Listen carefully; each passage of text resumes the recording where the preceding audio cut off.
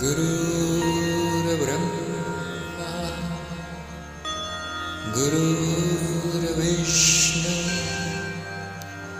गुरुर्देवो महेश्वरः गुरुर्साक्षात् परं ब्रह्म तस्मै श्री गुरुवे नमः। बोधि वार्ता में आप सभी का स्वागत है।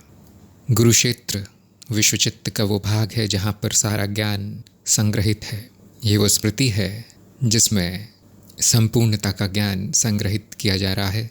चिरकाल से जो भी ज्ञान पृथ्वी पर या अन्य लोकों में अवतरित होता है वो गुरुक्षेत्र से ही आता है। गुरुक्षेत्र ही स्रोत है ज्ञान का उद्गम गुरुक्षेत्र है। चाहे वो आध्यात्मिक ज्ञान हो, चाहे कलाओं का, चाहे गणित का, चाहे विज्ञान का, या फिर भाषा का, रोज उपयोग में आने वाली योग्यताओं का, जैसे कृषि, खनिज का विज्ञान, युद्ध कला और अर्थव्यवस्था का ज्ञान, चाहे किसी भी तरह का ज्ञान हो, छोटा हो या बड़ा हो, सभी गुरुक्षेत्र में संग्रहित है। उस स्मृति में लिखा हुआ है। ये स्मृति अति प्राचीन है। ये स्मृति तब से है जब से विश्वचित्त है। अनंत काल से ये वहाँ पर स्थित है और बढ़ती जा रही है। इसमें वृद्धि होती जा रही है। वैसे भी ये क्षेत्र बहुत बड़ा है, बहुत महत्वपूर्ण है। इसकी रक्षा की जा रही है। इसमें सभी ज्ञानीजनों, ऋषि मुनियों, योगियों, वैज्ञानिकों, कलाकारों, सभी का कारण शरीर सम्मिलित हो गया है, विलीन हो गया है और उसको मिलाकर गुरुक्षेत्र की रचना हुई है और इसमें वृद्धि होती जा रही है। ये क्षेत्र कोई भौतिक स्थान नहीं है। ये क्षेत्र काल्पनिक नहीं है। ये क्षेत्र मानसिक भी नहीं है। ये पराभौतिक, परामानसिक स्मृति है जो नष्ट नहीं होती। यदि कुछ भौतिक है तो नष्ट हो जाता है, अनित्य है। कुछ मानसिक है तो बहुत जल्दी नष्ट हो जाता है, अस्थिर है। जो इस सत्य का ही रूप है वो नष्ट नहीं होता। गुरुक्षेत्र एक तरह की संभावना है जो चित्त के रूप में या विभिन्न रूपों में प्रकट होती है। गुरुक्षेत्र पृथ्वी पर या फिर दूसरे भी किसी लोकों में विभिन्न रूपों में प्रकट होता है। और हाँ, ये किसी जगह के रूप में भी प्रकट हो सकता है, किसी बड़े पर्वत के रूप में, किसी सरोवर के रूप में, किसी मंदिर के रूप में। गुरुक्षेत्र से इन जगहों के माध्यम से संपर्क किया जा सकता है, जिसके बारे में हम थोड़ी देर में बात करेंगे। लेकिन सबसे स्पष्ट रूप में ये एक व्यक्ति के रूप में प्रकट होता है। गुरुक्षेत्र व्यक्ति के रूप में जन्म लेता है और सब में ज्ञान बांटता है। ऐसे व्यक्ति को हम गुरु कह देते हैं, लेकिन गुरु व्यक्ति नहीं है। गुरु की अभिव्यक्ति है, गुरुक्षेत्र की अभिव्यक्ति है। ये रूप जो मनुष्य जैसा दिखाई देता है और मनुष्य ही है, लेकिन उस व्यक्ति का संपर्क गुरुक्षेत्र से है। उसकी पहुँच है गुरुक्षेत्र तक। वो जानता है ज्ञान कैसे अर्जन करना है गुरुक्षेत्र से, और उसका ज्ञान गुरुक्षेत्र में संग्रहित होता है। मुक्ति होते ही वो ऐसा व्यक्ति गुरुक्षेत्र में विलीन हो जाता है। गुरुक्षेत्र को हम यदि पारंपरिक रूप से देखने का प्रयास करें कि चित्त की किस परत पर मिलेगा गुरुक्षेत्र, तो हम पाएंगे कि आज्ञा चक्र के ठीक ऊपर है। आज्ञा चक्र की जो परत है उसके ठीक ऊपर है। गुरु व्यक्ति उसका अवतरित रूप है जो कि नीचे की परतों में दिखाई देता है। एक व्यक्ति गुरु नहीं हो सकता। व्यक्ति तो व्यक्ति ही रहेगा, मनुष्य तो मनुष्य ही रहेगा। जब इस मनुष्य का संपर्क गुरुक्षेत्र से हो जाता है तो उस व्यक्ति को हम गुरु कह सकते हैं।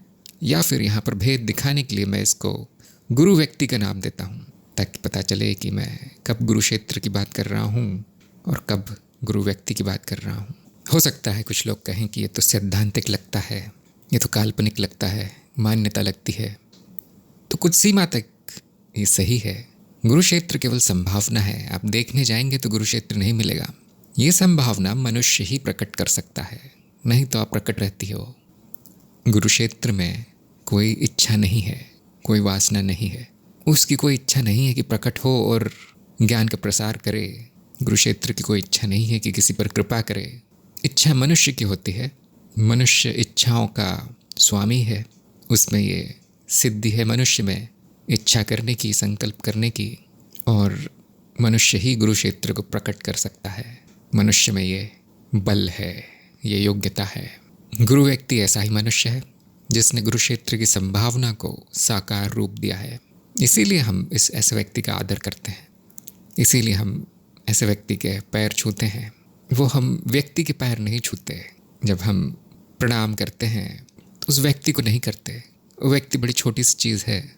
जब हम गुरु जी या गुरुदेव कहते हैं तो व्यक्ति को नहीं कहते, हम गुरु क्षेत्र को याद कर रहे हैं, हम गुरु क्षेत्र का आह्वान कर रहे हैं। जब भी आपके मुंह से गुरु शब्द निकलता है उसमें ये शक्ति होती है गुरु क्षेत्र तक पहुंचने की। इस शब्द में गुरु क्षेत्र तक पहुंचने की शक्ति है।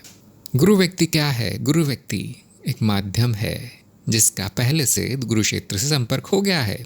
उसकी स्वयं की इच्छा के द्वारा, उसके स्वयं के संकल्प के द्वारा, उसके आध्यात्मिक बल के द्वारा गुरु क्षेत्र को अभिव्यक्त कर रहा है। इसी व्यक्ति को हम गुरु कह देते हैं। जो सही गुरु है, जो सत्य गुरु है, वो गुरु क्षेत्र है, व्यक्ति नहीं। कभी कभी ऐसा होता है कि व्यक्ति का व्यक्तित्व अधिक बलशाली हो जाता है, उसका अहंकार अधिक प्रकट हो जाता है, और ऐसा व्यक्ति गुरु क्षेत्र से संपर्क खो देता है, टूट जाता है उसका संपर्क, क्योंकि अब ध्यान अहंकार और निचले तलों पर चित्त के चला गया है। ऐसा व्यक्ति गिर जाता है, उसका पतन हो जाता है। फिर हमें उसे गुरु कहने में शर्म आती है। ऐसा बहुत बार होता है। गुरु व्यक्ति का तभी तक महत्व है जब तक वो गुरु क्षेत्र के संपर्क में है। गुरु व्यक्ति तभी तक आदर का हकदार है जब तक वो गुरु क्षेत्र को प्रकट कर रहा है। व्यक्ति को गुरु न समझें, व्यक्ति माध्यम है, लेकिन बहुत महत्वपूर्ण है। हाँ, एक पेड़, एक मंदिर, एक मूर्ति, एक पर्वत, एक झरना, तांत्रिक का यंत्र गुरु क्षेत्र को प्रकट कर सकता है, लेकिन इतना उपयोगी नहीं है आम जनता के लिए जितना कि एक चलता फिरता बोलता व्यक्ति। बहुत आसान है। गुरु को आप समझ सकते हैं, उसकी भाषा मनुष्य की भाषा है, उससे आप प्रश्न कर सकते हैं, उससे आप अपनी शंकाओं का समाधान पूछ सकते हैं। इससे अच्छा कोई माध्यम नहीं मिलेगा आपको। मनुष्य के रूप में जो गुरु क्षेत्र आता है सबसे श्रेष्ठ होता है। यदि गुरु क्षेत्र प्रकट ना हो तो फिर बड़ा कठिन हो जाएगा, फिर ज्ञान का लोप हो जाएगा। आप देख सकते हैं पृथ्वीलोक जो है अनित्य है, बदलता रहता है। इसमें प्रलय, महाप्रलय और तरह तरह की विपदाएं आती रहती है। पशुओं की जातियां पूरी तरह से लुप्त हो जाती हैं, विलुप्त हो जाती हैं, नई जातियां पैदा होती है। उसी तरह से मनुष्य की संपूर्ण जाति कई बार विलुप्त हो चुकी है, फिर से पैदा हुई है। ये जो काल चक्र है ऊपर नीचे होता रहता है। जब ही सभ्यता का नाश होता है, मनुष्यता का नाश होता है, युग बदलता है, ज्ञान का विनाश होता है। यह आपका स्वयं का अनुभव है। इतिहास के पन्ने पलट के देखें, आप पीछे जाएंगे तो आपको दिखेगा कि मनुष्य सभ्यताहीन था, ज्ञान रहित था। लेकिन आश्चर्य की बात है कि और पीछे जाएंगे आप इतिहास में, प्राचीन से प्राचीनतम, तो आपको कुछ और ही दिखेगा कि मनुष्य और ये सभ्यता बहुत प्रगति कर चुकी थी, बहुत ऊपर पहुंच चुका था मनुष्य। करीब करीब देवताओं के स्तर तक मनुष्य पहुंच चुका था। उसकी भाषा देव भाषा हो गई थी, उसका ज्ञान देवताओं से भी अधिक हो गया था, उसकी शक्तियाँ अलौकिक हो गई थी। लेकिन क्योंकि पृथ्वी लोक है, निचला लोक है, एक जैसा नहीं रहता, काल चक्र घूम जाता है और मनुष्यों के साथ साथ, सभ्यताओं के साथ साथ, ज्ञानियों ऋषि मुनियों के साथ साथ ज्ञान भी लुप्त हो जाता है। लेकिन गुरु क्षेत्र वैसा का वैसा रहता है, उसमें नष्ट होने का कुछ भी नहीं है, निराकार है, तो क्या नष्ट होगा। जब इस लोक से ज्ञान नष्ट हो जाता है तो व्यक्ति का पतन होता है, व्यक्ति मनुष्य नहीं रहता, पशु से भी नीचे पहुंच जाता है। वैसे तो हर युग में तरह तरह के व्यक्ति होते हैं, कुछ बहुत प्रगति कर जाते हैं, कोई पशु वृत्ति में ही रहते हैं बहुत से लोग, लेकिन किसी किसी युग में ऐसा होता है कि प्रगति बहुत अधिक हो जाती है। आज का युग पतन का युग है, अंधकार का युग है। गुरु क्षेत्र यहाँ से चला गया है, इस लोक से। जो जीवन के लिए उपयोगी है, जो जीवित रहने के लिए उपयोगी है, केवल उतना भर ज्ञान बच गया है। जब काल चक्र घूमा था तो ये ज्ञान तक नष्ट हो गया था। तो जब ऐसा होता है तो कोई अतिविकसित कारण शरीर वापस अपनी वृत्तियों की वजह से पृथ्वी पर वापस जन्म लेता है, इस मनुष्य रूप में दिखाई देता है। और क्योंकि वो पहले से प्रगति कर चुका है, उसका गुरु क्षेत्र से संपर्क होता है और वो ज्ञान को वापस लाता है। ऐसे व्यक्ति को हम सद्गुरु, महागुरु, जगत गुरु इत्यादि के नाम से जानते हैं।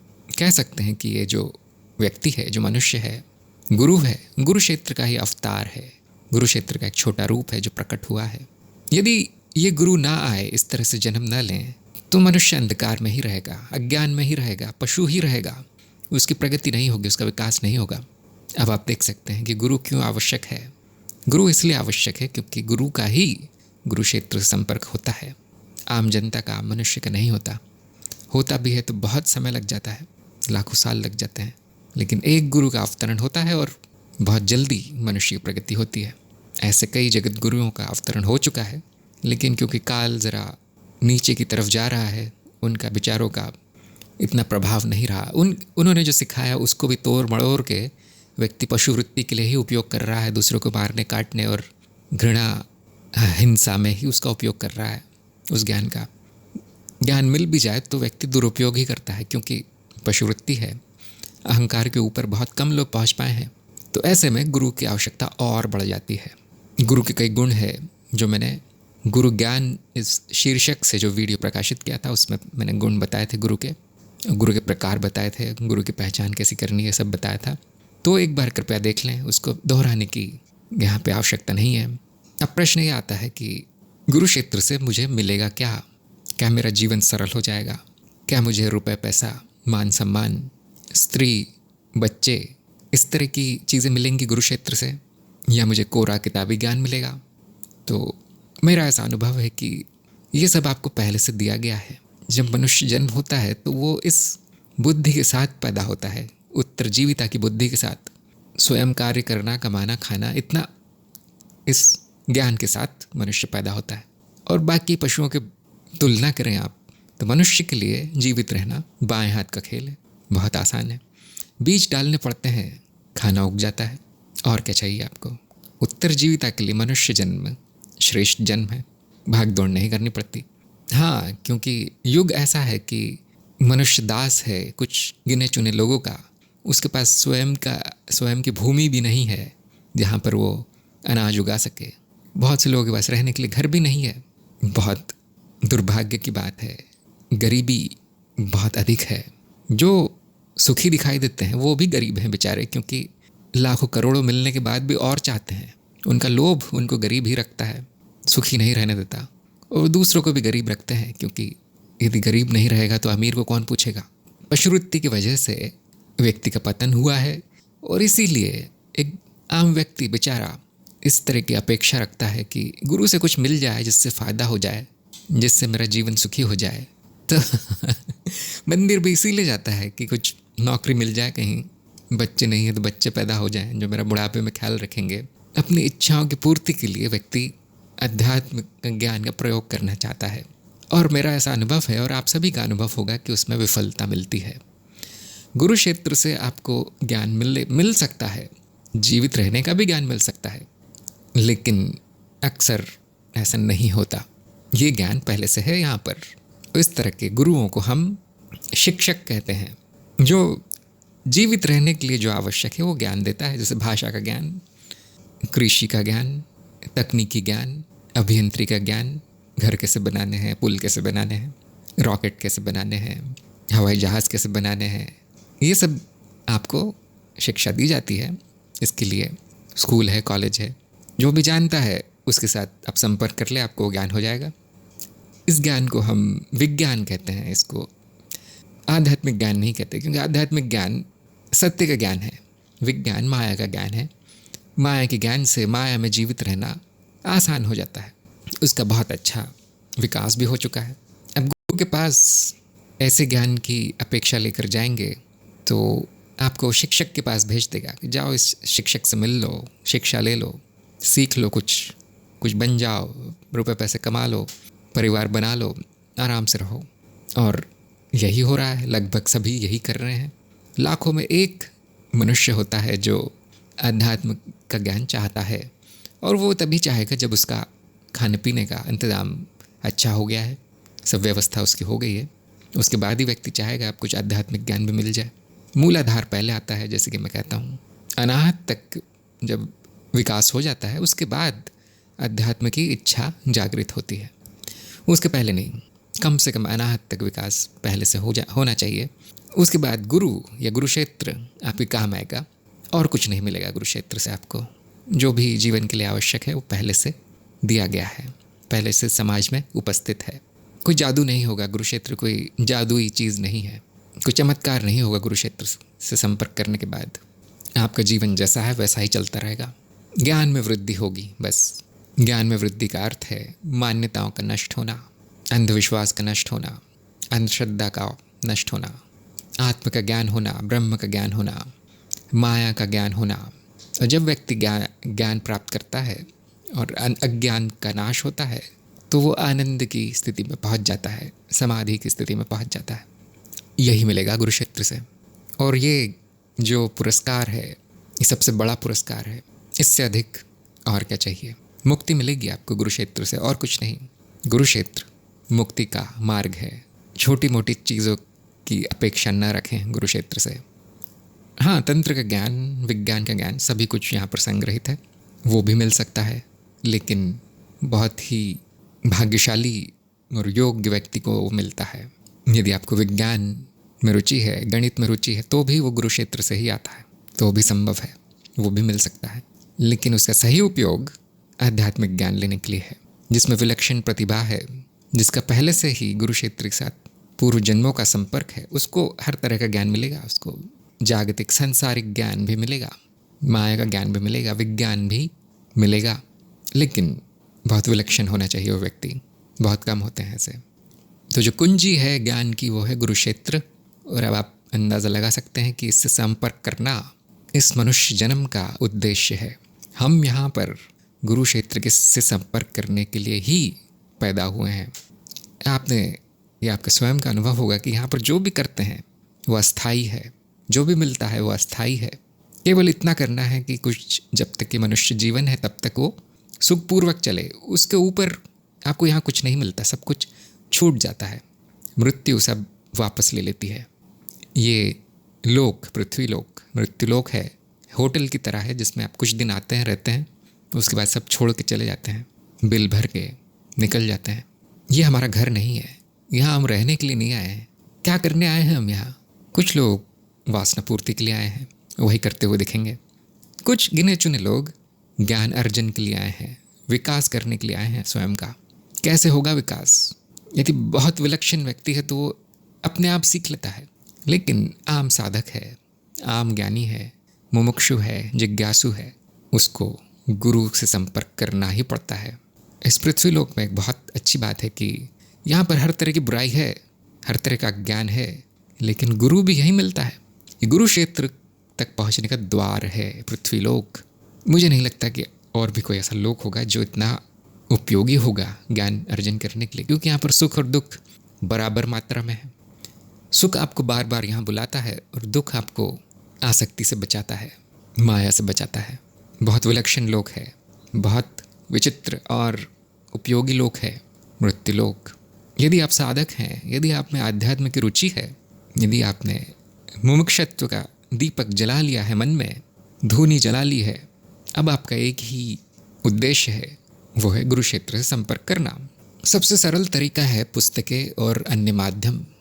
पुस्तकें या शास्त्र, किताबें गुरु और ज्ञानियों द्वारा ही लिखी गई है, उन्हीं के अनुभवों का विवरण है पुस्तकों में। और अन्य माध्यम भी है, जैसे ये वीडियो एक माध्यम है जो आप सुन रहे हैं, जो गुरुक्षेत्र में है वही प्रसारित हो रहा है यहाँ पर। यही पुस्तक के रूप में भी, लिखित रूप में भी दिया जा सकता है और आम जनता में बांटा जा सकता है। यदि उन पुस्तकों में वो ज्ञान है जो अनुभव के द्वारा आया है, जो सत्य है, जो तार्किक है, जो प्रामाणिक है, तो पुस्तकों के द्वारा या अन्य माध्यमों के द्वारा आपका गुरुक्षेत्र से संपर्क हो जाता है। ये एक अप्रत्यक्ष तरीका है, सीधा तरीका नहीं है। आपका संपर्क उनसे हुआ है जिनका गुरुक्षेत्र संपर्क है, और उनसे भी नहीं, उनके द्वारा लिखी हुई पुस्तकों से आपका संपर्क हुआ है। तो उसमें दुगनी दूरी है आप में और गुरुक्षेत्र में। है तो वही, लेकिन अप्रत्यक्ष है। पुस्तकों में एक बुराई होती है कि कोई भी लिख सकता है। अन्य माध्यमों में जैसे वीडियो या रेडियो या जो भी टीवी अन्य माध्यम जो भी है आजकल, उनमें एक बुराई है कि उनसे ज्ञान भी दिया जा सकता है और अज्ञान भी दिया जा सकता है। कोई सत्य भी कह रहा है, कोई असत्य भी कह रहा है। और एक आम साधक के पास या आम जनता के पास इतना विवेक नहीं होता, इतनी बुद्धि नहीं होती कि पुस्तक में क्या लिखा है वो सत्य है या असत्य है जान सके। इसीलिए बहुत से पशुवृत्ति वाले लोगों ने पुस्तकों का, ग्रंथों का, शास्त्रों का भी दुरुपयोग किया, ये बता के कि उसमें ये लिखा है, उसमें वो लिखा है, ये करो वो करो। ऐसे लोगों ने इन ग्रंथों का, जो कि किसी गुरु द्वारा लिखे गए हैं, किसी व्यक्ति के द्वारा लिखे गए हैं जिसका गुरु क्षेत्र से पहले संपर्क था, उसके जाने के बाद उसका दुरुपयोग किया, उसमें कुछ भी भर दिया, सत्य असत्य उल्टा सीधा, या फिर लोगों को वो भाषा सीखने से रोका ताकि लोग अनपढ़ गंवार रह जाएं, उनको भाषा ना आए जिनमें वो पुस्तकें लिखी हैं, और वो समझ न पाएगी उन पुस्तकों के अर्थ है। तब जो शासक वर्ग है, जो दूसरों को असभ्य बनाए रखना चाहता है, दूसरों को दास बनाए रखना चाहता है, ऐसा वर्ग, उन्होंने इन पुस्तकों की उल्टी सीधी व्याख्या की, जिससे इसका दुरुपयोग शुरू हो गया। अब आम जनता को कुछ पता नहीं है क्या सत्य है क्या असत्य है, किस पुस्तक में सत्य लिखा है किस में असत्य लिखा है, उनको पता नहीं है, कौन क्या व्याख्या करता है पता नहीं है। इसीलिए पुस्तकों को कलयुग में प्रमाण मानना ठीक नहीं है, क्योंकि उसका दुरुपयोग हो गया है। और अन्य माध्यम भी पुस्तकों की तरह ही है। एक वीडियो आपको सत्य बता रहा है तो दूसरा असत्य बता रहा है, और तीसरा सत्य में असत्य मिलाकर बता रहा है। आप तो जानते हैं लोग ऐसा क्यों करते हैं, पैसे कमाने के लिए, प्रसिद्धि के लिए, मज़ा लेने के लिए, कोई काम नहीं है इसलिए कुछ भी उल्टा सीधा प्रकाशित करते रहते हैं। एक शिष्य जो अभी अभी शुरुआत कर रहा है, उसके लिए पुस्तकें बहुत अच्छी है, पुस्तकों पर विश्वास कर सकता है, लेकिन बहुत जल्दी समझ में आ जाएगा कि पुस्तकों से ज्ञान नहीं मिलता। पुस्तकें केवल एक संकेत देती है कि यहाँ पर भी ज्ञान होगा, जो तुम जानते हो बहुत कम है, बहुत कुछ है सीखने के लिए, बाकी अंधश्रद्धा के भरोसे चल रहा है। दूसरी विधि है गुरु क्षेत्र संपर्क करने की। जैसा कि मैंने बताया, गुरु व्यक्ति वो व्यक्ति है जिसका गुरु क्षेत्र से संपर्क है। जो ज्ञानी है वो तुरंत समझ जाएगा ऐसे व्यक्ति को देखकर कि हाँ, इसका गुरु क्षेत्र से संपर्क है। लेकिन अज्ञानी के लिए या आम जनता के लिए या एक साधक के लिए जिसने अभी अभी शुरुआत की है अध्यात्म मार्ग पर, गुरु की पहचान करना बहुत कठिन है, क्योंकि समय ऐसा आया है, पतन का समय है। तो गुरु भी ढोंगी है, गुरु भी नकली है, गुरु व्यक्ति भी पशुवृत्ति में है। अब कौन असली गुरु है, कौन नकली गुरु है, बहुत अनुभव के बाद ही, धक्के खाने के बाद ही, जब तरह तरह की हानि होती है उसके बाद ही समझ में आता है। कोई भाग्यशाली है जिसको पहली बार में ही अच्छा गुरु मिल जाता है, लेकिन जो अनाड़ी है उसको धोखेबाज ही मिलते हैं, लुटेरे ही मिलते हैं, जो उसको उल्टी सीधी पट्टी पढ़ा के जेब खाली कर लेते हैं।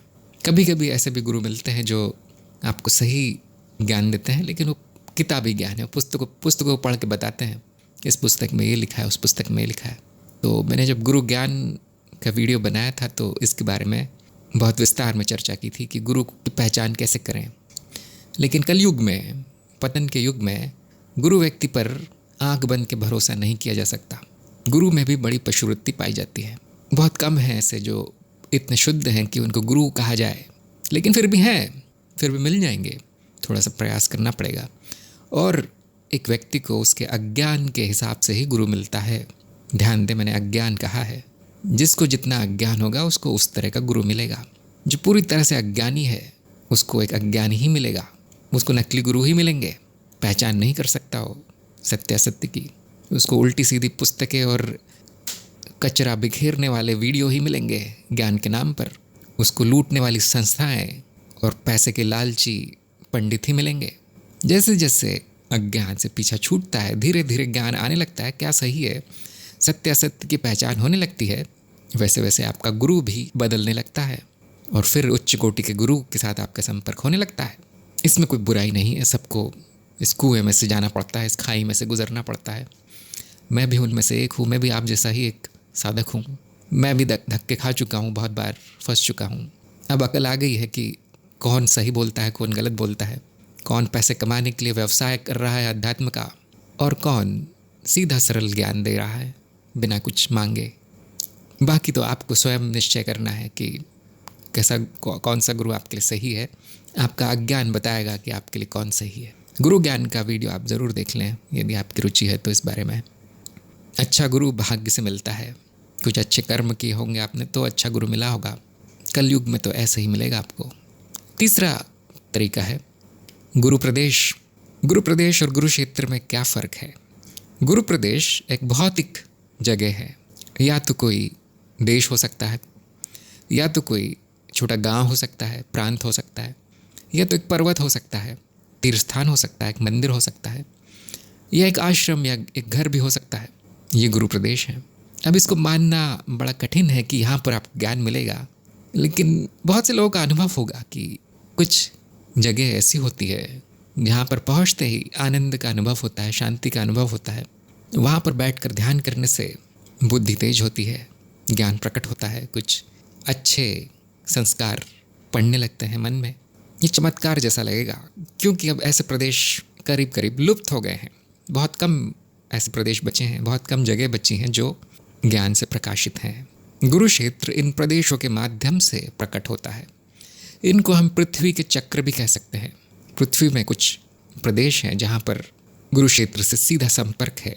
ये बात काल्पनिक लग सकती है, ये आपका अनुभव ही है। यदि आपको अनुभव हुआ है तो आप जानते होंगे, नहीं हुआ तो कल्पना मात्र है। जब प्राचीन काल में योग का विज्ञान, तंत्र का विज्ञान अति विकसित था, तो गुरुजनों ने, ज्ञानियों ने, ऋषि मुनियों ने, तांत्रिकों ने संपूर्ण प्रदेशों को, संपूर्ण गांवों को, संपूर्ण पर्वतों को, नदियों को, मंदिरों को गुरु प्रदेश में बदल दिया। इन स्थानों का संपर्क गुरु क्षेत्र से करवा दिया। इस विधि को हम अभिषेक कहते हैं। जब किसी मूर्ति का, मंदिर का या किसी संपूर्ण पर्वत का, पर्वत श्रेणी का अभिषेक किया जाता है, प्राण प्रतिष्ठा जब की जाती है, तो उसका संपर्क गुरु क्षेत्र से हो जाता है। कभी कभी अभिषेक किसी अन्य शक्ति या देवगण से भी संपर्क के लिए किया जाता है। जैसे किसी देवता की मूर्ति की प्राण प्रतिष्ठा होती है या अभिषेक होता है, तो उसका संपर्क उस देव से हो जाता है। वही तकनीक है, वही विधि है, लेकिन वासना पूर्ति के जगह ज्ञान अर्जन के लिए उपयोग में लाई जा सकती है। और गुरु क्षेत्र का भी संपर्क बनाया जा सकता है किसी भौतिक वस्तु से, किसी जगह से, किसी मंदिर से या किसी भवन से, किसी के भी घर से, आश्रम से।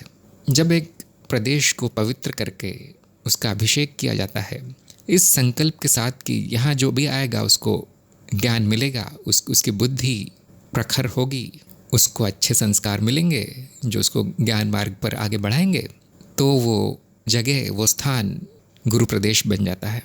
बहुत से लोगों की मान्यता है कि जो भारत का प्रदेश है, भारत देश, संपूर्ण देश का अभिषेक किया गया था। बहुत प्राचीन बात है ये इतिहास में नहीं मिलेगा। और ख़ास तौर से जो हिमालय का प्रदेश है, उसको ऋषि मुनियों ने पूरी तरह से गुरु प्रदेश में बदल दिया। कुछ स्थानों को, कुछ तीर्थ स्थानों को गुरु प्रदेश में बदल दिया गया। कभी कभी नदियों को, कुंडों को, सरोवरों को, कुओं को भी गुरु प्रदेश में इन तांत्रिकों ने, इन ऋषियों ने बदल दिया था। ये मान्यताएं अभी भी अंधविश्वास के रूप में आपको जनमानस में मिल जाएंगी। ये अंधविश्वास आए कहाँ से? तो एक समय था, एक काल था जब ये सत्य था। अभी भी कुछ प्रदेश ऐसे बचे हैं, जैसे अरुणाचल है, विंध्य है, अमरकंटक है, हिमालय है, कैलाश है, मानसरोवर है, या आप जो भी मानना चाहें वो है। उन प्रदेशों में अभी भी शक्ति बची है, अभी भी आपका संपर्क गुरु क्षेत्र से हो सकता है, केवल वहाँ जाने से, केवल वहाँ रहने से। और क्योंकि इस सारे देश का ही अभिषेक कर दिया गया था, तिब्बत से लेकर श्रीलंका तक और हिंदुकुश से लेकर बर्मा तक, यहाँ तक कि कंबोडिया तक, इस संपूर्ण महाद्वीप का अभिषेक कर दिया गया था। यहाँ पर लाखों मंदिर थे जिनमें जीवंत मूर्तियाँ थी, यानी कि उनकी प्राण प्रतिष्ठा की गई थी। जीवंत शिवलिंग थे जिस पे तांत्रिक प्रयोग किया करते थे। अब सब नष्ट हो चुका है, सब भ्रष्ट हो चुका है, फिर भी मान्यताएं बची हैं। उनको दूर करना असंभव है। जनता जाती है मंदिरों में, पूजा अर्चना करती है, पैसे वैसे फेंक कर आती है, कुछ अच्छा हो जाए उनका, ये उनकी अपेक्षा रहती है, लेकिन सब कुछ नष्ट हो चुका है। फिर भी आप प्रयोग कर सकते हैं, ऐसी किसी जगह पर जा सकते हैं और अनुभव ले सकते हैं। बहुत से लोगों के अनुभव भी हैं कि गुरु प्रदेश में प्रवेश करते ही ज्ञान की वर्षा होने लगती है, ज्ञान के द्वार खुलने लगते हैं, तरह तरह के अनुभव आते हैं, या फिर गुरु व्यक्ति से मुलाकात होती है। जब हम घर बनाते हैं तो उसका भी अभिषेक करते हैं। ये परंपरा इतनी प्राचीन है कि ये संपूर्ण देश आध्यात्म के प्रदेश में बदल दिया गया था। यहाँ पर आध्यात्म इतना विकसित हो चुका था। अब कुछ नहीं है। अब लोग मंदिर बनाते हैं तो पैसे कमाने के लिए, लोगों को भटकाने के लिए, उकसाने के लिए, और भी पशुवृत्ति में लीन हो चुका है मनुष्य। अब किसी को नहीं आती प्राण प्रतिष्ठा करना, अब किसी को नहीं आता गुरु प्रदेश बनाना। हाँ, हम वो विधियाँ कर देते हैं, वो प्रपंच जो भी है वो सब दोहरा देते हैं तोते की तरह, मंत्र वगैरह। होता कुछ नहीं है उससे, क्योंकि ये गुरु प्रदेश का संपर्क वही स्थापित कर सकता है गुरु क्षेत्र से जिसमें शक्ति हो, जो पहले से ही पहुंच चुका हो गुरु क्षेत्र तक, और जिसको ये कला आती हो, जिसमें ये योग्यता हो। अब ऐसा व्यक्ति कहाँ मिलेगा?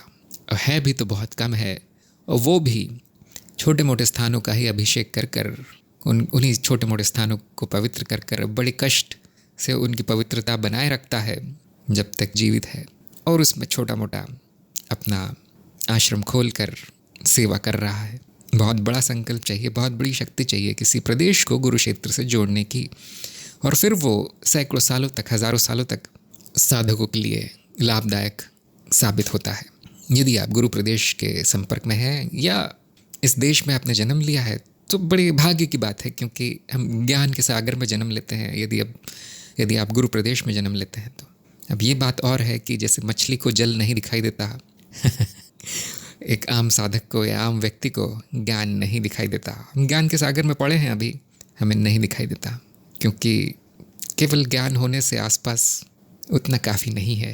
ज्ञान की इच्छा, ज्ञान की रुचि, आध्यात्मिकता की रुचि आवश्यक है।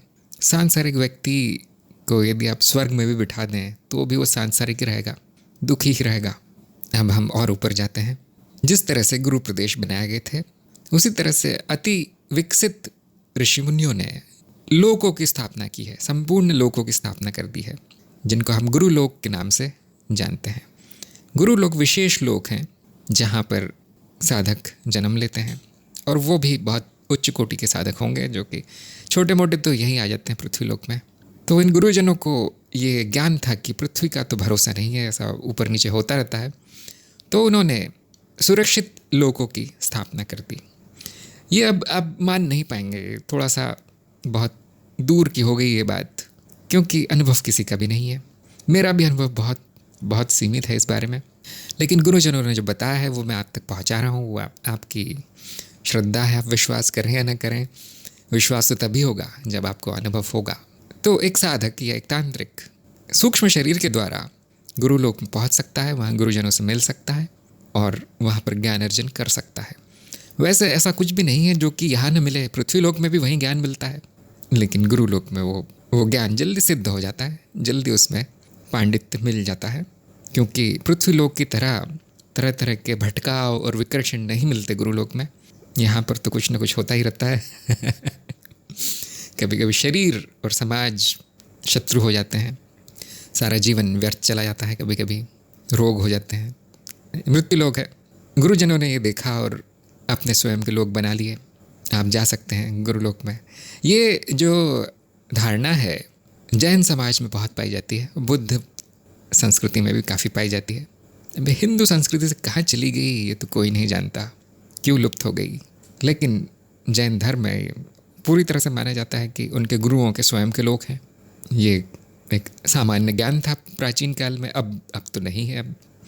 अब तो आपको हंसी आएगी ये सुन करके, ऐसा भी कुछ है और ऐसे ही कुछ देवगण भी हैं जिन्होंने अपनी दया की वजह से, कृपा की वजह से अपने अपने लोगों के द्वार आपके लिए खोल रखे हैं।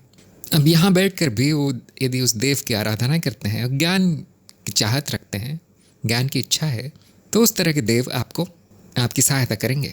देवियाँ भी हैं, कुल देवता भी हैं, और कई गुरु तो देव श्रेणी में पहुँच चुके हैं और उनकी आराधना हम देव रूप में भी करते हैं। उनसे संपर्क हो जाए यदि इन देवों से, इन गुरुलोकों से, सूक्ष्म शरीर के माध्यम से, तो आपका गुरु क्षेत्र से संपर्क हो जाता है, वो आपकी सहायता करेंगे। या फिर उनका, क्योंकि गुरु क्षेत्र से हमेशा संपर्क होता है, तो आपके लिए वो ज्ञान का माध्यम बन जाते हैं। ये आप देख सकते हैं कि गुरु व्यक्ति और गुरु प्रदेश से अधिक विकसित माध्यम है। यहाँ पर अब ये शंका नहीं रहती कि ये सत्य है असत्य है।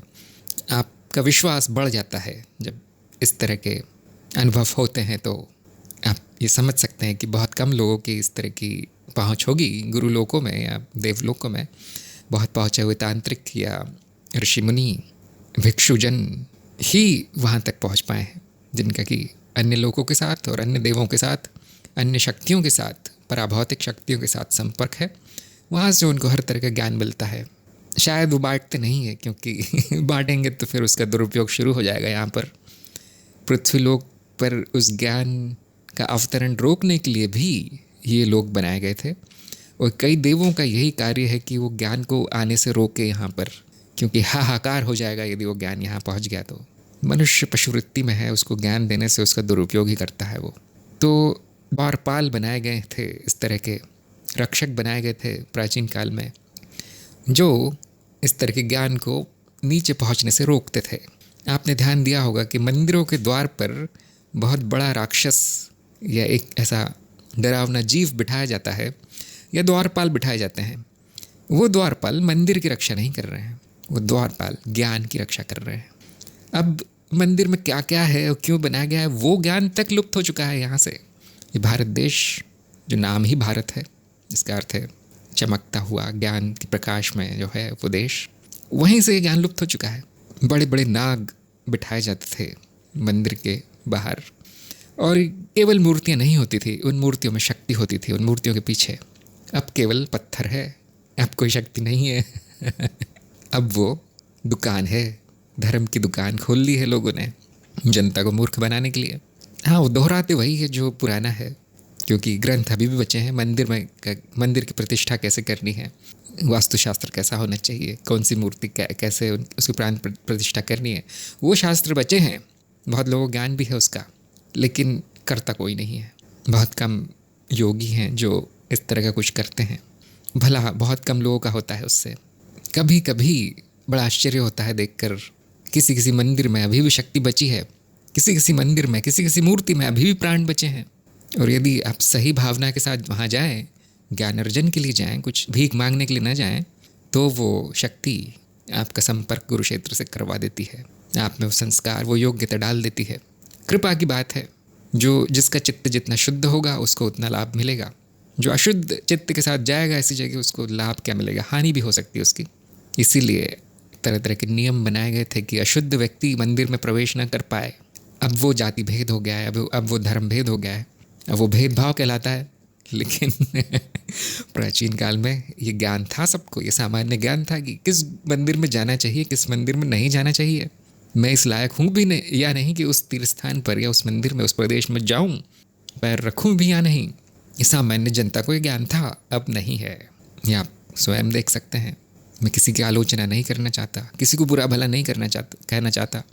कटु वचन बोलने में अच्छा नहीं लगता, लेकिन फिर मुझे ये भी लगता है कि अन्य साधक जो संघर्ष कर रहे हैं, बेचारे मर खप रहे हैं, ज्ञान के पीछे भागते हैं, मिलता कुछ नहीं है, अज्ञान ही मिलता है, पाखंड ही मिलता है।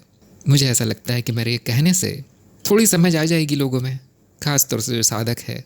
थोड़ा सा प्रश्न चिन्ह लगाएंगे वो क्या कर रहे हैं अपने जीवन में, उस पर यदि भटक गए हैं तो थोड़ा सा आत्मचिंतन मनन करने से सही मार्ग पर आ सकते हैं। ये सब गुरु पूजा करने से, मंदिरों में जाने से, जो कि गुरु प्रदेश हैं प्राचीन काल के, या देवों की आराधना करना कोई बुराई नहीं है, लेकिन इनका उद्देश्य ज्ञान प्राप्ति होना चाहिए। इनका उद्देश्य गुरु क्षेत्र से संपर्क होना चाहिए। बस इतना ध्यान में रखें। उसके बाद जो भी आप कर रहे हैं वो करते रहें, सब ठीक है। फिर मनन शब्द से मनन की विधि की ओर हम आ गए हैं, जो कि बहुत सीधा तरीका है गुरु क्षेत्र के संपर्क में आने का, जो ज्ञान मार्ग पर जिसकी सिफारिश की गई है। मनन और निधिध्यासन। मनन का अर्थ है जो आपने सुना है गुरु के मुख से, पुस्तकों से, विभिन्न माध्यमों से, जैसे इस वीडियो से, उस पर बैठकर विचार करना, सोचना, उसको तर्क के तराजू में तोलना, सही है गलत है, काम का है कचरा है, बुद्धि का उपयोग करके, विवेक का उपयोग करके। केवल अंधश्रद्धा से मान नहीं लेना कि हाँ लगता है कुछ बड़ा आदमी है, कुछ पहुंचा हुआ आदमी तो सच ही कह रहा होगा। कलयुग में ऐसा मानना भी आत्महत्या के बराबर है। आपका आध्यात्मिक जीवन नष्ट हो जाएगा ऐसा आप करेंगे तो। अंधश्रद्धा से बचें, अंधविश्वास से बचें। सुनने में कोई बुराई नहीं है, आप सबकी सुन लें, लेकिन उस पर मनन करना चाहिए। निधिध्यासन का भी यही अर्थ है कि हमेशा 24 घंटे आपको ज्ञान को ही अपने मन में बनाए रखना है, प्रश्नों को अपने मन में बनाए रखना है। निधिध्यासन में नित्य है, आसन है और धी भी है। आप समझ सकते हैं इस शब्द का अर्थ। इस आसन में रहना, हमेशा जो बुद्धि से युक्त हो इस अवस्था में रहना, हमेशा हमेशा ज्ञान की इच्छा करना, हमेशा ज्ञान के पीछे रहना, हमेशा विवेक का प्रयोग करना कि ये कहा गया है वो मेरे अनुभव के अनुसार नहीं है, मेरा तो अनुभव ये और कुछ और कहता है। फिर प्रश्न चिन्ह लगाना कि अब सही क्या है, गलत क्या है, नया प्रश्न खड़ा करना और उसको किसी गुरु व्यक्ति के पास जाकर पूछना, पुस्तकों में ढूंढना, इंटरनेट पर ढूंढना, गुरु प्रदेश में मंदिरों में जाकर बैठना, ध्यान करना, उस प्रश्न को सामने रखकर। ध्यान रहे, ज्ञान तो अनुभव से ही आता है। जब आप इस तरह का प्रयास करते हैं, जिसको मैंने सांकेतिक प्रयास कहा है, जो वासना पूर्ति की श्रृंखला है उसमें मैंने ये विधियाँ बताई हैं विस्तार में, ये सांकेतिक प्रयास आपको ज्ञान नहीं देता। इससे क्या ज्ञान मिलेगा, लेकिन इससे आपका संपर्क हो जाता है गुरु क्षेत्र से। जैसे चुंबक के सामने लोहा रखो तो तुरंत खींच लेता है लोहे को, ये आकर्षण है। इसी तरह से मानसिक आकर्षण आपका गुरु क्षेत्र के साथ हो जाता है। यदि आप इस तरह का प्रयास कर रहे हैं, लगे हुए हैं, जैसे भूखे व्यक्ति को खाना चाहिए, वैसे जैसे प्यासे व्यक्ति को पानी चाहिए, डूबते व्यक्ति को हवा चाहिए होती है, इतनी तीव्रता है आपकी साधना में, तो गुरु क्षेत्र आपको खींच लेगा तुरंत। ध्यान रखें कि चित्त तो एक ही है, सब कुछ आपस में जुड़ा हुआ है, सब कुछ महाचित्त है, विश्व चित्त है। ये मनुष्य का चित्त उसका एक छोटा सा भाग है। जीव, हम उससे दूर क्यों हो गए, हम उससे कट क्यों गए हैं उस विश्व चित्त से? उसका कारण अज्ञान है, उसका कारण मनुष्य जीवन से, इस लोक से आसक्ति है, उसका कारण माया से प्रेम हो गया है, इसीलिए माया ने आपको खींच लिया है। अब आप इसको उल्टा भी कर सकते हैं, सही भी कर सकते हैं। इसको ज्ञान की ओर हाथ बढ़ाएं, गुरु क्षेत्र स्वयं चलकर आएगा आपको उठाने के लिए। मनन में, निधिध्यासन में इतनी शक्ति होती है। और यदि आप सुनेंगे नहीं तो मनन किस पर करेंगे? पढ़ेंगे नहीं, पठन नहीं करेंगे तो मन में तो वही कचरा रहेगा जो समाज ने आपके भरा हुआ है, और हर क्षण भरते जा रहे हैं। वो वही गंदगी, वही अपवित्रता, अशुद्धि मन में रहेगी जो माया में मिलती है। पृथ्वी लोक में भी ज्ञान है, उतना ही ज्ञान भरा है जितना अन्य लोकों में है, कहीं और है। बस आपको चुनना है, ज्ञान को चुनना है, उस ओर प्रयास करना है। मनन करते रहें, बैठकर 24 घंटे मनन करते रहें, जो कि निधिध्यासन हो जाएगा। जिनको आत्मज्ञान हो गया है, आत्म में स्थित रहें, अपनी स्वयं की अवस्था में स्थित रहें, समाधि में रहें, और आपका गुरु क्षेत्र से संपर्क बना रहेगा। अब ये मेरा स्वयं का अनुभव है, अब इसमें कुछ विश्वास करने की और चमत्कार वाली बात नहीं है। जब आप ऐसा करेंगे तो आपको स्वयं का अनुभव होगा। ये प्रयोग की बात है, ये अनुभव की बात है।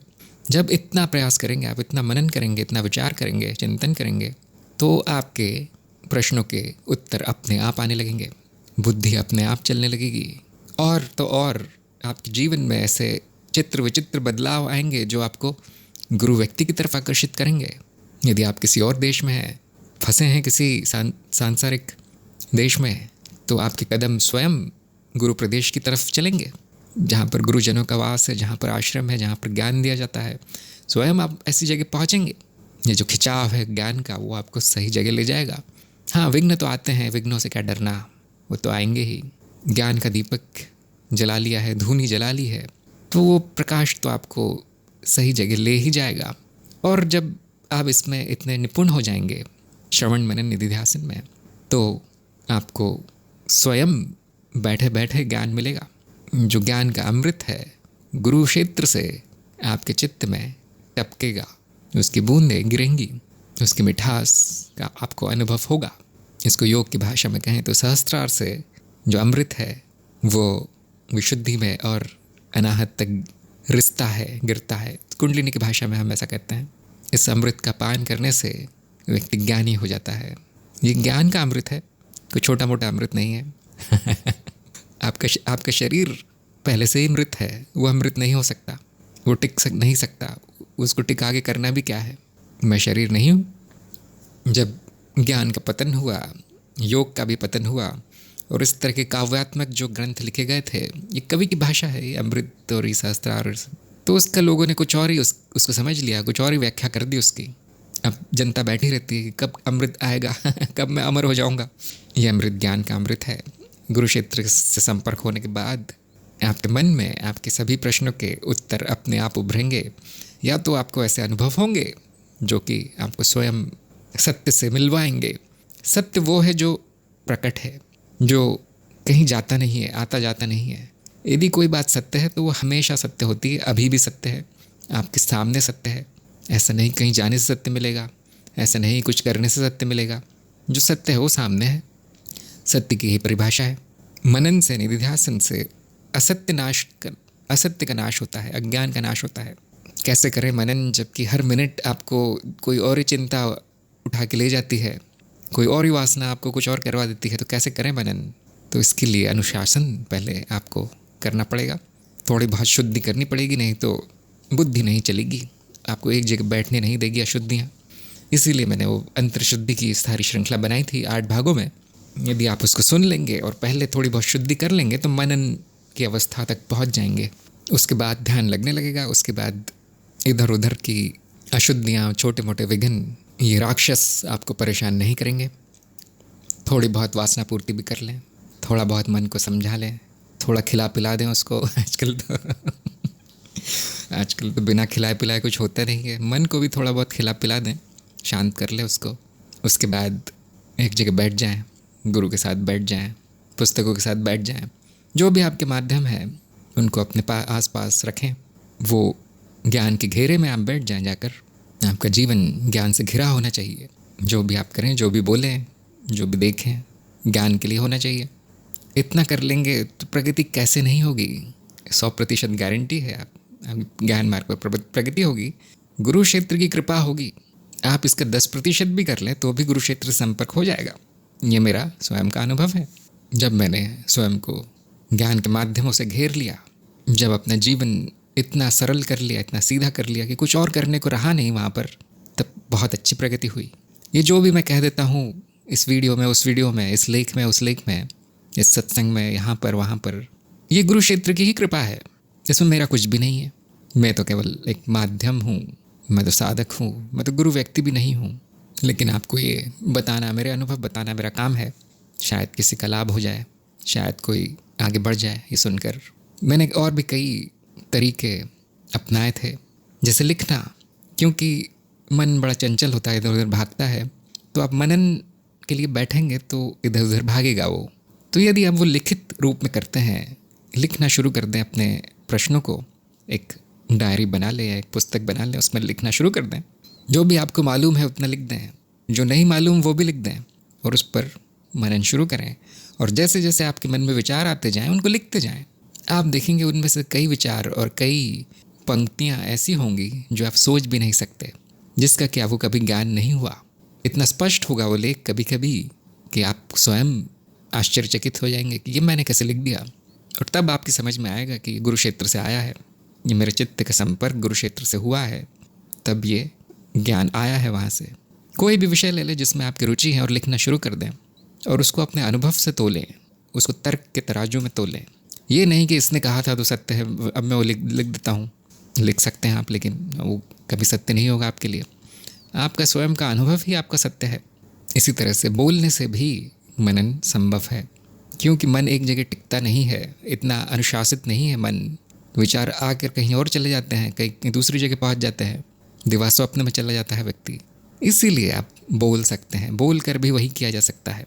तो मैं तो ऐसा करता था कि फ़ोन का माइक शुरू कर देता था और बोलना शुरू कर देता था किसी भी विषय पर, कि इसके बारे में मेरे क्या विचार हैं, इसमें से क्या सत्य है, क्या असत्य है, क्या क्या मेरे प्रश्न हैं और उनके क्या उत्तर हो सकते हैं।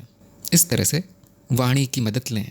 जब आप वाणी का उपयोग करते हैं तो चित्त स्थिर होता है, उसका वहाँ पर बंध जाता है। वाणी से चित्त कहीं जा नहीं पाता, क्योंकि आप बोल रहे हैं तो उसको एक नया विचार प्रकट करना ही पड़ता है। और कभी कभी ऐसा होता है कि वो विचार गुरु क्षेत्र से आता है, वो आपकी बुद्धि से, आपकी स्मृति से नहीं आ पाएगा, क्योंकि प्रश्न इतना कठिन है या वो विषय आपके अनुभव के बाहर है, तो उस स्मृति से नहीं आ सकता उसका उत्तर। फिर वो गुरु क्षेत्र की स्मृति से आता है। जैसे मैंने बताया, चुंबक लोहे को खींचता है, उसी तरह से आप चुंबक बन जाएं तो वो ज्ञान को आप खींच के ला सकते हैं। ये आकर्षण है, चित्त का नियम है। जैसे आपके विचार होंगे उस तरह से आपके विश्व चित्त में संपर्क बनेंगे। आपके विचार यदि दूषित है, दुष्ट है, कुटिल है, उस तरह के लोगों से, उस तरह की स्मृतियों से, विश्व चित्त में नीच आत्माओं से आपके संपर्क बनेंगे। उल्टा भी संभव है। गुरु का ध्यान करें, बैठ जाएं या लिखना शुरू कर दें या बोलना शुरू कर दें। लिखने से उसका एक रिकॉर्ड रहता है, उसका एक आलेख रहता है। आप फिर से जाकर आप पढ़ सकते हैं कि मैंने क्या लिखा था, उसमें क्या गलत है, क्या सही है। और शुरू में 90% तो गलत ही रहेगा। आपने जो लिखा है वो गुरु को दिखाएं जाकर कि मैंने ये विचार किया है, ऐसा ऐसा मनन किया है, इसमें कृपया गलतियाँ बताएं। इसी तरह से बोलने से या रिकॉर्ड कर लेने से फ़ोन में या कहीं पर भी उसका एक अभिलेख रहेगा, उसका एक आलेख रहेगा। आप उसको दोबारा सुन सकते हैं। बहुत बार मैंने जो भी रिकॉर्ड किया उसको मैंने प्रकाशित भी कर दिया है। हो सकता है उसमें गलतियाँ हों, लेकिन मुझे लगा किसी और के काम आएंगी, किसी को मनन में सहायता मिलेगी। यदि कोई कुछ गलत भी बोल देता है, उससे भी बुद्धि तेज ही होती है, क्योंकि आप वो गलती पकड़ लेते हैं। जब आप दूसरों की गलतियाँ पकड़ने लगेंगे तो स्वयं की गलती भी पकड़ में आएगी। और ये धीरे धीरे होता है। ऐसा नहीं होगा कि आज आप मनन और निधिध्यासन में बैठ गए तो कल ज्ञानी होकर निकलेंगे, ऐसा नहीं है। इसमें समय लग सकता है, लेकिन मैंने देखा है ज्ञान मार्ग पर बहुत कम समय लगता है बाकी मार्गों की तुलना में। हाँ, बुद्धि पहले बढ़ जाएगी, विशुद्धि पहले सक्रिय हो जाएगा चक्र। फिर आपको एक बार विशुद्धि सक्रिय हो गया उसके बाद आसान हो जाता है। उसके बाद आपको मार्ग सही स्पष्ट दिखने लगेगा। विशुद्धि सक्रिय नहीं है तो मार्ग भी नहीं दिखता। इसीलिए लोग उल्टे सीधे ज्ञान के चक्कर में पड़ जाते हैं। उनको ये तक ज्ञान नहीं है कि किसको ज्ञान कहते हैं, कहाँ से ज्ञान मिलेगा, मनन कैसे करूँ, तर्क का उपयोग कैसे करूँ, अनुभव का उपयोग कैसे करूँ। वो तो यही सोचते हैं कि किसी ने बोला है, उसकी पुस्तक भी छपी है तो सही बोला होगा, सच्ची बोला होगा। ये मान्यता बन जाती है। फिर कोई कहे कि ये सत्य नहीं है तो उनको गुस्सा आ जाता है कि ऐसे कैसे, मैंने जिसको सत्य कहा है उसको कोई और व्यक्ति असत्य कह रहा है। ध्यान रखें, आपने किसी और की पुस्तक को सत्य कह दिया है। सत्य आपके अनुभव से आता है, किसी और के कहने से सत्य नहीं हो जाता कुछ भी। ये बात और है कि बहुत बार ऐसा होता है कि जो अन्य गुरुजनों ने कहा है, अन्य पुस्तकों में लिखा है, उसमें भी सत्य होता है। तो आपका सत्य पक्का हो जाता है, आपका सत्य ठोस हो जाता है कि हाँ देखो, जो मेरा अनुभव है, जो मेरा तर्क कहता है, वही ये जो गुरु हैं वो भी कह रहे हैं, ये दूसरे साधक हैं वो भी कह रहे हैं। इस तरह आपका संवाद बन जाता है दूसरे गुरुजनों के साथ, दूसरे साधकों के साथ। अब आपको आपकी गलतियाँ दिखाई देने लगती है, कहाँ ज्ञान है दिखाई देने लगता है। और अज्ञान का नाश ही ज्ञान मार्ग का लक्ष्य है। अज्ञान दिखते ही साथ नष्ट हो जाता है। जब दिव्य दृष्टि पड़ती है अज्ञान पर, वो भस्म हो जाता है और कुछ करना नहीं है। और अज्ञान हमेशा इस तरह से दिखेगा कि ये तो मेरी मान्यता थी, इसके पीछे कोई सत्य नहीं है, कोई अनुभव नहीं है, कहीं सुनी बात थी। इस रूप में आपको अज्ञान दिखेगा और वो ध्वस्त हो जाएगा। एक बार अज्ञान चला गया तो फिर ज्ञान के मार्ग खुल जाते हैं, ज्ञान का द्वार खुल जाता है। तो बैठें, चित्त को स्थिर करें, अनुशासित करें। चित्त की स्थिरता शुद्धि से आएगी। सभी तरह की शुद्धियाँ जो मैंने बताई हैं, 8 तरह की, उनसे चित्त शुद्ध होगा। फिर वो बैठेगा, फिर वो मनन करेगा, फिर निधिध्यासन होगा। उसके बाद आपके लिए कोई भी प्रश्न अनुत्तरित नहीं रहेगा। सभी के उत्तर बैठे बैठे आपको मिलेंगे। जो मूल तत्व है, जो सत्य है, वो बैठे बैठे आपको दिखाई देगा। अब ये ना सोचिए कि मुझे हर दुनिया की हर चीज़ का ज्ञान हो जाएगा बैठे बैठे। वो भी संभव है, लेकिन उसके लिए विलक्षण प्रतिभा होनी चाहिए। वहाँ तक भी आप पहुँच पाएंगे। मनुष्य जन्म में बहुत सीमाएं हैं, लेकिन ये शुरुआत है। गुरुक्षेत्र संपर्क के बाद संभावना अनंत हो जाती है। फिर किसी भी तरह की सीमा नहीं रहेगी। ना आपकी बुद्धि की सीमा रहेगी, न ज्ञान की सीमा रहेगी, न समय की सीमा रहेगी, न देश काल की सीमा रहेगी, न इस मृत्युलोक देह की सीमा रहेगी। ज्ञान में प्रतिष्ठित हो जाएंगे आप। अब यहाँ से हिल नहीं पाएंगे, कोई हिला नहीं सकता आपको। अब कुंजी आपको मिल गई है गुरुक्षेत्र की।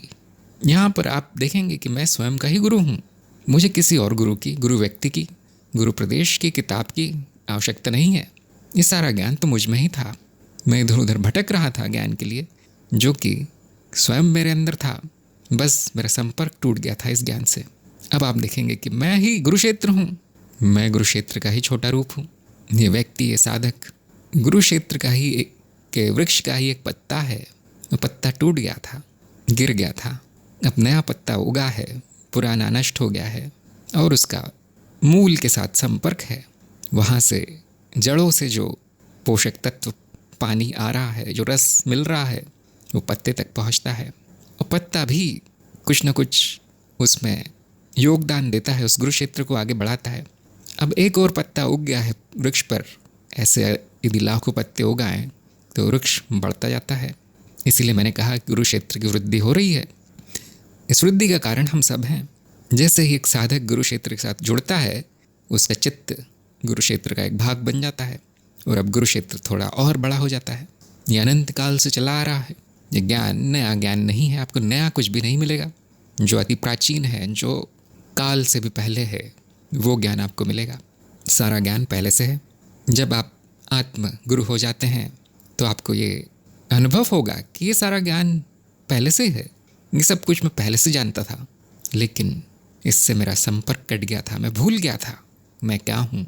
ये संपर्क जोड़ने में गुरु का बड़ा योगदान होता है। इसलिए हमने गुरु को सबसे ऊपर रखा है। हमारे यहाँ कई दर्शन चले आ रहे हैं, कई परंपराएं चली आ रही हैं जिसमें कि गुरु को ही सबसे ऊपर रखा गया था।